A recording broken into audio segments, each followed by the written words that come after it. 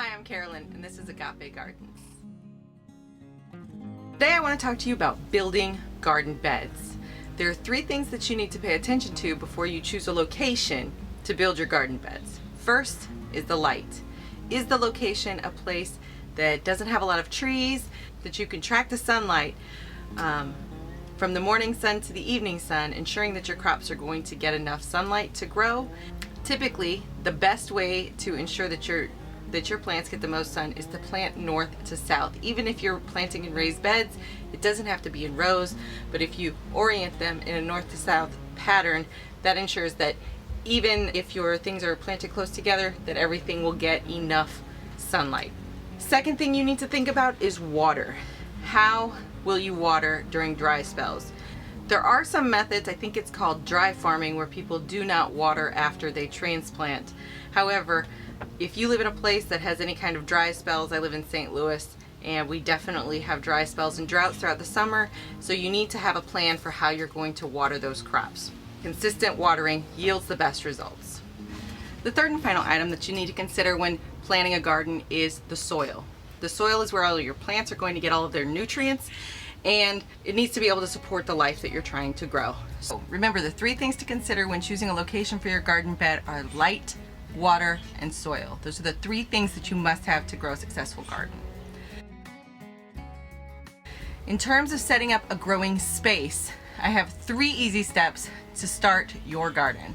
First, you want to loosen the soil or aerate the soil or broad fork the soil in order to get some kind of aeration, to loosen that soil, allow water and nutrients in, and to allow your plant's roots to grow through it.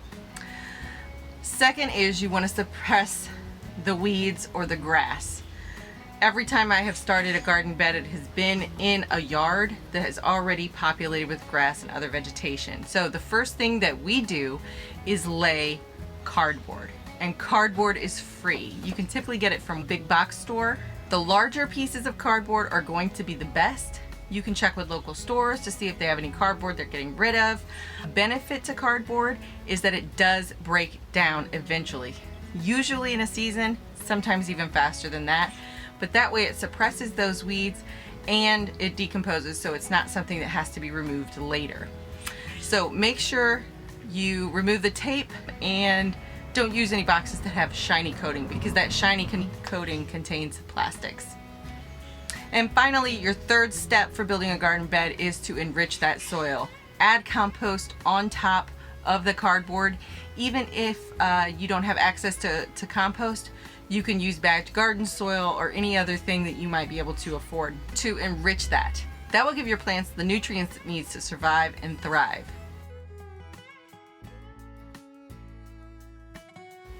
Now, there are some optional things that you can do when making a garden bed. You can add borders. You can use reclaimed wood. We got some reclaimed wood from someone that was tearing down their deck. They didn't want to throw it away. You can use that to build garden beds. You can use downed trees. You can use logs or sticks from your property. You can use rocks or bricks. Here in South City, there are bricks, I think, at everybody's home. So you can collect those up, or pieces of concrete. That's very common here, and use that as an outline. What that does is it creates a visual barrier, and it also helps to hold that compost into place. Even if you just have it mounded, it will be fine. It will settle in where it's supposed to, but some people like that border.